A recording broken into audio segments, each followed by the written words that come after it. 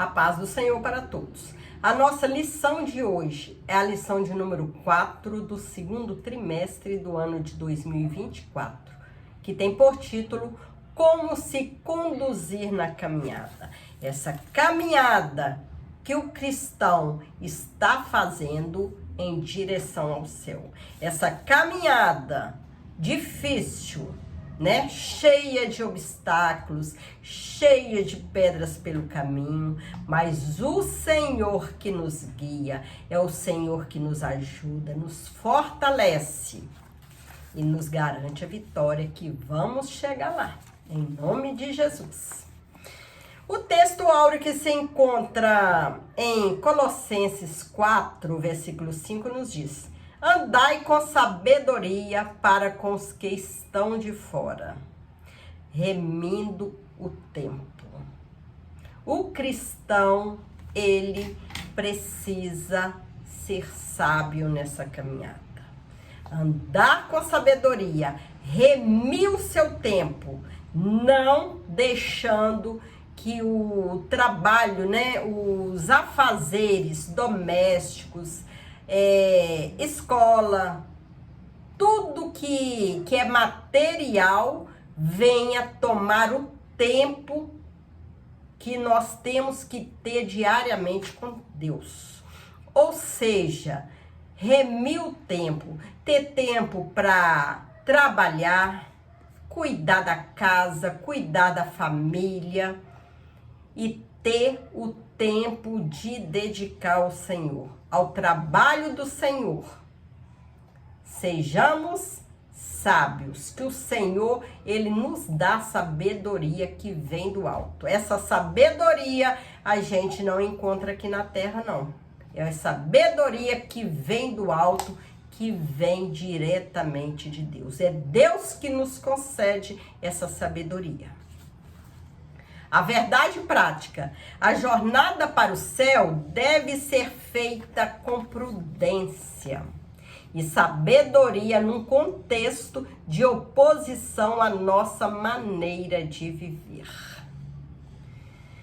Temos que ser prudentes, sábios, se quisermos continuar firme, de pé nessa caminhada, nesse caminho que vai nos conduzir ao céu. Pois o alvo do cristão é o céu, é estar com o Senhor para sempre, eternamente no céu de glória. Na jornada da vida cristã, o Pai Celestial, estabelecendo o padrão de conduta para a vida eterna, ele sinaliza como devemos agir ao longo desse caminho para o céu. O Senhor, ele é o nosso guia, é ele que guia, é ele que direciona o nosso caminhar. É ele que nos ajuda, é ele que nos mostra o que podemos fazer, o que não podemos fazer, o que pode nos tirar do caminho do céu, o que pode nos levar à perdição. O Senhor, ele nos orienta. Por isso, como evidência do seu amor e cuidado, o cuidado que o Senhor tem por nós, preparando tudo para que trilhemos bem o caminho da verdade. O Pai nos corrige em nossa jornada cristã. O Pai, Deus, o Senhor, o nosso Pai amado, ele nos conduz no caminho certo. Quando muitas vezes vacilamos, né, temos alguns vacilos, é ele que nos corrige. É ele que nos orienta para que a gente não perde, né, o nosso direito de alcançar o céu. É ele que nos ensina, nos guia nessa trilha do caminho da verdade, nessa jornada cristã. O padrão de conduta na caminhada cristã. Jesus como nosso padrão de conduta. antes de analisarmos o texto bíblico de Efésios 5, cabe nos refletir a respeito de um padrão geral de conduta para fazer a vontade do Pai nesta caminhada cristã. Há um padrão que o Senhor Jesus espera de seus discípulos para fazer a vontade de Deus nessa vida. A palavra padrão expressa uma norma determinada por consenso ou por uma autoridade oficial, que se torna base de comparação consagrada como modelo a ser seguido. O Senhor Jesus nos ensinou o seguinte: porque eu vos dei exemplo, para que, como eu fiz, façais vós também. Então, é Jesus o nosso modelo a ser seguido. Jesus, ele nos deixou exemplo para seguir.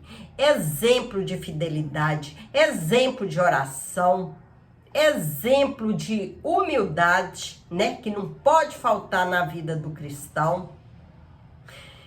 Ter Deus como o Senhor dos Senhores. Ter Deus como o nosso Pai.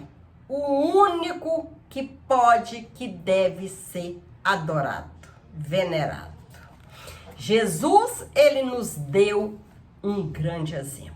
É ele que nós devemos seguir como modelo. Seguindo Jesus, nós estaremos no caminho certo. Ora, esse texto expressa que ele é o nosso modelo de conduta, o nosso padrão de vida. Sim, há um padrão de conduta que tem como base o nosso Senhor. E quem deseja fazer a vontade de Deus neste mundo deve olhar para Jesus, o autor e consumador da nossa fé. É Jesus o nosso modelo. Tudo que nós formos fazer, né, nós precisamos pedir orientação ao Senhor, né? Tudo que a gente for fazer, temos que analisar, agir com sabedoria para ver se é o certo, né? Se nós não vamos fazer algo que aparentemente no momento parece certo, mas que vai deixar consequências más, mal consequência, né? Uma má consequência dos nossos atos de hoje. É por isso que nós precisamos seguir a Jesus, pedir orientação a Jesus. Tudo que a gente for fazer, né? Tudo ter Jesus como nosso modelo. Que Jesus, ele é o autor e consumador da nossa fé. Fazendo a vontade de Deus. Como filho de Deus, Jesus procurou agradar ao Pai na jornada desta vida, fazendo sempre a sua vontade. Jesus, ele nos deu o exemplo de ser filhos obedientes, de fazermos a vontade de Deus. Que a vontade de Deus esteja sempre acima da nossa vontade. Que Deus, ele sabe o melhor para nós, né? E tudo que a gente for fazer, vamos agir com sabedoria para ver se é a vontade de Deus, se vai agradar ou não ao Senhor, se vai servir para a nossa edificação ou servir para a nossa perdição. A Bíblia é preciso que seja estudada diariamente. Diariamente nós precisamos comer o pão que Deus tem para nós. Nos alimentar da palavra do Senhor. Para termos êxito. Para termos vitória. Fazendo a vontade de Deus, como filho de Deus, Jesus, ele procurou agradar a Deus. Ele só fazia a vontade de Deus. Não por acaso nosso Senhor nos incentivou a buscar a vontade do Pai na oração, que ele ensinou aos discípulos. O Pai Nosso, que está lá em Mateus capítulo 6, versículo 10. Aos olhos humanos, parece muito difícil andar no padrão divino de Cristo, né? Olhando materialmente, olhando com os nossos olhos carnais, é difícil seguir os passos do Senhor Jesus. Seguir o padrão divino de Cristo. Entretanto, isto é possível quando buscamos o auxílio, a ajuda do alto. Conforme a oração ensinada por ele, Mateus 6, versículo 9 ao 13. Nós fazendo a vontade do Senhor, nós pedindo orientação, ajuda ao Senhor, a gente consegue chegar lá. Consegue fazer a vontade do Senhor, consegue ser fiel, consegue andar nos caminhos do Senhor. Logo, o cristão que deseja ir para o céu, procura fazer a vontade de Deus, deixando de lado o caminho do egoísmo, o caminho do orgulho e da vaidade, né? Achando que pode tudo aqui na terra, achando que sabe tudo, que é melhor do que o outro, que é melhor, mais sábio do que o A, do que B, que trabalha melhor do que o outro. Precisamos ser humildes.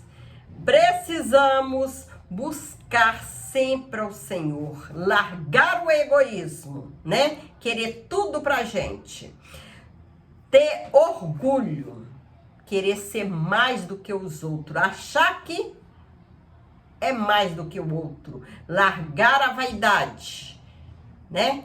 Achar que prega mais do que o outro, que canta mais bonito do que o outro, que faz a obra melhor do que o outro. A igreja precisa trabalhar em equipe, uns ajudando os outros.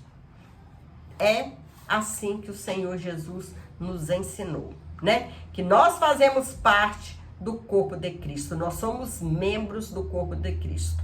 E como membros de corpo de Cristo, nós precisamos uns dos outros para fazer a obra, para caminharmos. Procurando do orgulho e da vaidade, procurando se aproximar e praticar a lei de ouro, ensinada pelo Senhor. Tudo que vós quereis que os homens vos façam, fazei-lhe também vós. Então, tudo que nós desejamos que alguém faça por nós, vamos fazer para o outro, né? Se gostamos de ajudar os outros, né? Quando estamos em dificuldades, né? Gostamos que os outros nos ajudem em oração, nos ajuda até materialmente, né? Se houver necessidade. Nós gostaríamos, né, de ter essa ajuda? Então, vamos fazer isso com o outro também. Se o irmão está passando por dificuldades, vamos ajudar ele em oração, vamos ajudar ele materialmente, né? No que pudermos, né? No que nós tivermos condição, né? E vamos orar por ele, ajudar, levar uma palavra amiga, né? Que o Senhor, ele se agrada. Uma vida cristã bem-sucedida. A respeito da vida cristã, o apóstolo Paulo diz que estamos numa competição espiritual. E por isso devemos procurar o caminho certo para nos acharmos qualificados. 1 Coríntios 9, versículo 24 ao 27. Dessa forma, o cristão possui um padrão que o levará a uma vida espiritual bem-sucedida. Sabemos que pessoas bem-sucedidas procuram espelhar-se em outras pessoas ilustres, né? Pessoas equilibradas. Não é isso mesmo? Vamos olhar pelo lado material, né? Que seja no nosso emprego, que seja na escola. Quando queremos ser bem-sucedidos, né? No trabalho, fazer um bom trabalho, a gente escolhe aquele colega de trabalho, aquele que trabalha com mais afinco, aquele que é mais fiel, aquele que trabalha, né, perfeito, faz aquele trabalho perfeito, dá o melhor de si. É esse que nós gostamos, né, de nos espelhar. Assim é na escola também, né? A gente vai espelhar naquele aluno que faz todas as tarefas, aquele aluno obediente, aquele aluno estudioso, bem comportado, né? Assim, a pessoa será bem-sucedida, né? Do contrário, se espelhar numa pessoa que é mal-sucedida, o que vai acontecer? É ir pelo mesmo caminho. Então, é assim que nós devemos ser. Cristo é o nosso padrão e modelo a ser seguido. É em Cristo que nós temos que nos espelhar. É sermos humildes como Jesus foi. É sermos fiel como Jesus foi. Jesus foi ponderado. Jesus, ele foi tudo de bom, obediente. Então é nele que nós devemos nos espelhar para sermos bem-sucedidos nessa caminhada espiritual. Em Cristo temos esse padrão e modelo, que ele foi equilibrado, ilustre até a morte. De modo que o apóstolo Paulo escreveu sobre o nosso Senhor, exortando que o imitássemos. De sorte que haja em vós o mesmo sentimento que houve também em Cristo Jesus. É Jesus o nosso exemplo. O exemplo, o modelo que nós devemos seguir. Se nós termos Jesus como modelo, não tem como a gente errar o caminho do céu. O resultado vai ser vitória, vitória e vitória. Glória a Deus. Jesus é o nosso modelo de conduta. Ele é o nosso padrão de vida. Seguir a Jesus, ter Jesus como exemplo, como modelo, vai nos garantir a vitória. Fazendo a caminhada com prudência e sabedoria. O cristão, ele precisa ser prudente e sábio. O cristão precisa abrir a boca na hora certa, fechar a boca na hora certa, agir com prudência, agir com sabedoria. O que é prudência? Podemos conceituar prudência como virtude que nos permite agir com cuidado e moderação diante de situações desafiadoras. É uma razão prática que nos permite discernir entre as escolhas mais adequadas para fazer o bem. É preciso agir com sabedoria.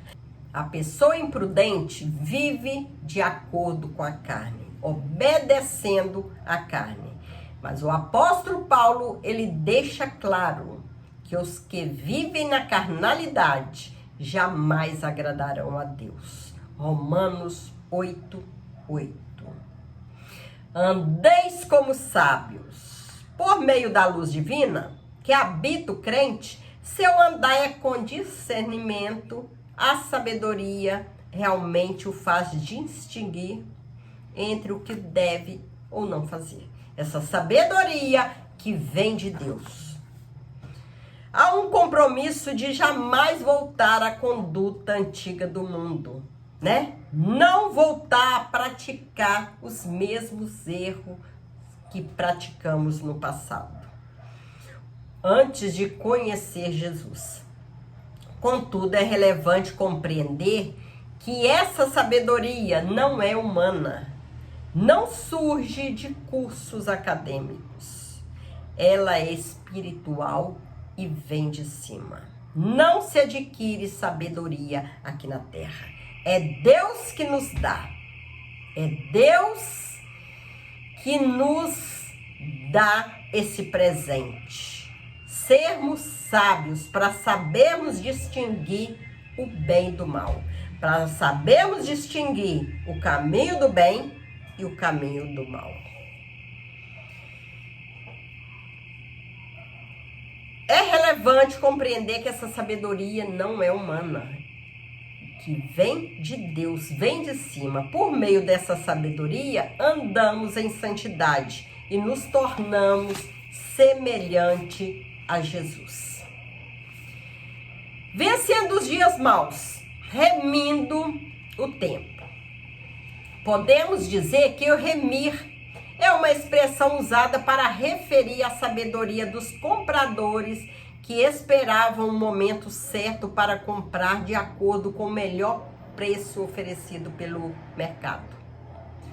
Com a expressão remindo o tempo, o apóstolo Paulo se refere ao cristão que se conduz de maneira proveitosa e sábia no contexto deste mundo.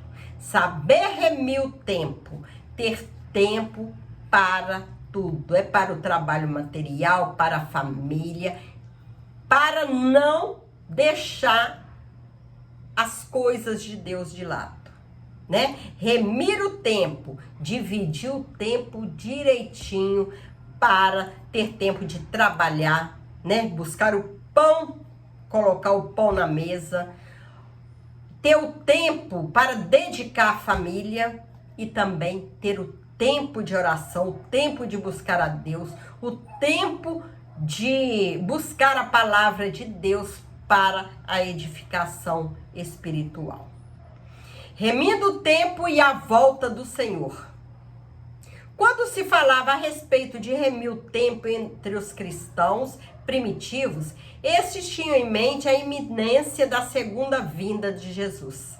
Ou seja, esse esperado acontecimento poderia acontecer a qualquer momento. 1 Coríntios 15, 51. Por isso, os cristãos eram incentivados a procurar sabiamente aproveitar todas as oportunidades, em especial no sentido de preparar-se espiritualmente para aquele dia. Assim, a perspectiva da iminente volta do Senhor faz com que não percamos tempo com coisas banais. É preciso remir o nosso tempo. Nós temos 24 horas, né? O dia nosso. Esse tempo é preciso ser remido, né? Remir esse tempo para trabalharmos, né? Trazer o pão nosso para a mesa, né? Cuidar da nossa família, fazer os trabalhos do Senhor, tirar um tempo para orar, para congregar, para fazer a obra do Senhor, para levar a palavra do Senhor, para não perder a oportunidade, né? Se temos a oportunidade de levar a palavra ao vizinho, ao amigo, a um desconhecido, não vamos perder esse tempo, né? Porque tem gente que embola tanto tempo, o dia, né? É tão desorganizado que faz muita coisa no mesmo dia, mas não sobra tempo de adorar o Senhor, né? 24 horas, se a gente dividir o tempo direitinho, né? Há tempo também para descansar, né? Tem tempo para trabalhar, tem tempo para se alimentar, tem tempo para adorar o Senhor, tem tempo para aprender a palavra, estudar a palavra, para congregar e também tempo para descansar, para dormir, que o nosso corpo precisa também de descanso. Temos que pedir sabedoria ao céu, né? Não enrolar tanto nos nossos afazeres, né, materiais, e esquecer que temos também de tirar um tempo para o Senhor Jesus. Porque o Senhor está para chegar. Os dias são maus e o Senhor está prestes a chegar. O Senhor está voltando e precisamos estar atentos. Os dias são maus. Outra expressão que chama atenção é: os dias são maus. Ela revela que estamos inseridos numa sociedade dominada pelo pecado. São muitas coisas, né, que nos puxa para o pecado. Muitas coisas que quer, né, nos afastar do Senhor. Né? E uma dessas coisas é o tempo. Ficamos tão atarefados com os trabalhos materiais aqui na terra, que às vezes não sobra tempo de adorar o Senhor. Esses dias são maus. Precisamos saber separar tempo para tudo. Os dias maus, ela revela que estamos inseridos numa sociedade dominada pelo pecado. E se não tomarmos cuidado, é perigoso a gente distanciar dos caminhos do Senhor. Ficar tão atarefado com os trabalhos materiais e não sobrar tempo para a gente alimentar espiritualmente. Não podemos nos conformar com essa possibilidade. Não podemos ser insensatos a tal ponto, mas entender qual seja a vontade de Deus. E a vontade de Deus é que cuidamos da nossa família, sim, que nós trabalhamos, né, para trazer o pão para a nossa mesa. Sim, é vontade do Senhor para não pesar ao nosso próximo. Mas também é vontade do Senhor que nós nos alimentamos espiritualmente. Que nós adoramos ao Senhor, que a gente congrega, né, juntamente com os irmãos para adorar, para aprender a palavra do Senhor, para nos fortalecermos.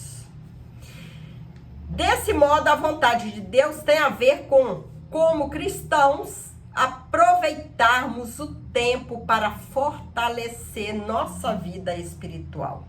Nós temos essa necessidade. Praticar o bem para com os outros, ler a Bíblia, orar, consagrar e congregar, como nós já falamos anteriormente. É vontade do Senhor, né? Então é preciso que nós pedimos sabedoria ao Senhor para sermos prudentes, sermos sábios, para saber remir o nosso tempo.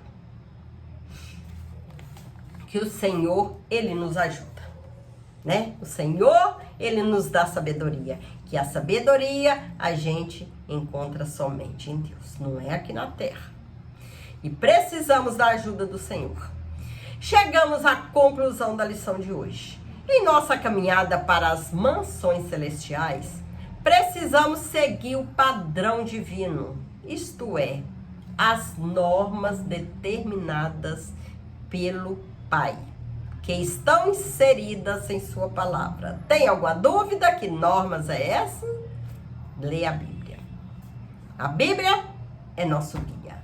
A Bíblia, ali na Bíblia está escrito tudo que é vontade do Senhor. Que tudo, de tudo que nós possamos continuar firmes no caminho do Senhor. E também tem tudo que vai nos ajudar a sair do caminho do Senhor. Então, ela nos orienta, tanto para permanecermos no caminho santo, como também para desviar do caminho santo, se não seguirmos as ordens, a vontade do Senhor.